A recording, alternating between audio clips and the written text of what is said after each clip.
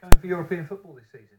Well, I mean, the North East now is really making a noise, isn't it? And Martin O'Neill, what he's done since he's been back there is nothing short of incredible. Is that Don't worry, it's just the alarm. We may well have to evacuate the building. I think the other thing with Martin O'Neill is that he certainly doesn't look 60, but if they lose tomorrow, he'll look more like 60. So what we're going to do, we're going to try and sort out the alarm. Now, we followed AFC Wimbledon throughout the season. While we sort the alarm out,